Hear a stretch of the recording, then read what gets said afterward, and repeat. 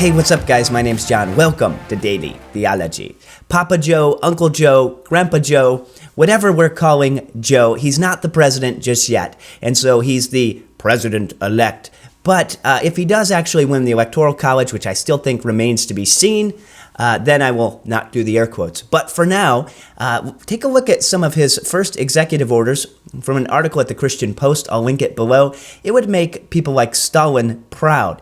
In 2019, the Trump administration implemented a Protect Life rule barring health facilities that received Title X family planning funds from performing, promoting, or referring to abortion as a method of family planning.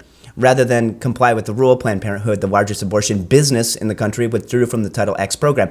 It's not family planning. It's family murder. Premeditated murder is a crime. The only place that this is different is when it comes to the issue of abortion, because we've convinced people that these babies are not people, but they are people. They are people made in the image of God.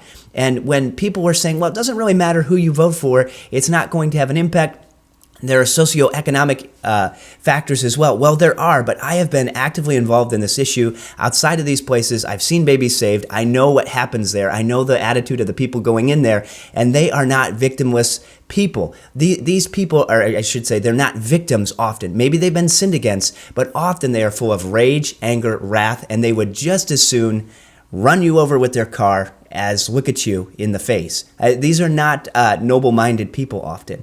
Now, that's not true of every single person, so you can't paint with a very broad brush, but Biden is seeking to restore funding to these places. He's seeking to increase access. He wants to mandate the contraceptive clause again, which we saw places like Hobby Lobby fight against and win a huge court case that went all the way to the Supreme Court a few years back.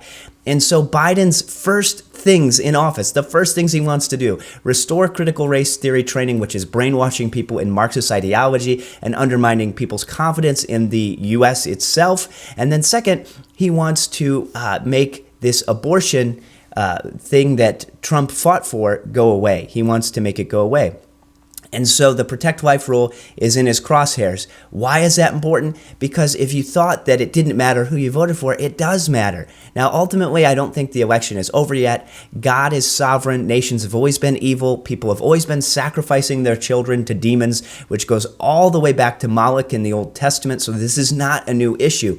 However, if you think the issue is socioeconomic, go to a place like India. Go to places where there are people everywhere living in abject poverty with children. Does it mean that it's easy for them? No. Does it mean that the U.S. is anywhere close to those places? Not at all. We consider a smartphone a right. I mean, some of the things that people have in this nation were luxuries that the richest people in the history of the world have never even dreamt of.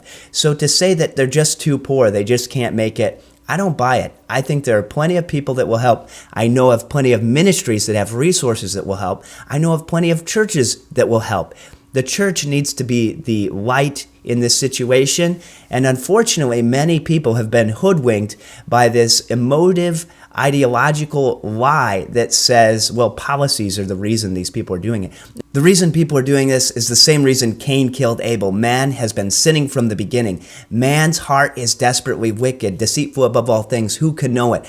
Jesus Christ is the answer to the abortion issue, but we must stand for righteousness. You cannot stand with a party that wants to promote abortion past birth, up to birth. It's evil. It's more evil than anything you can imagine. And if you haven't looked at the pictures of what happens to these babies, I would encourage you to stop speaking on this issue until you get informed about the horrendous nature of this thing. You see, it was similar with the Holocaust. They made the people in the towns in Germany walk through the concentration camps, and they said never again. They said never again because they wanted them to deal with the facts of what was happening in their neighborhoods.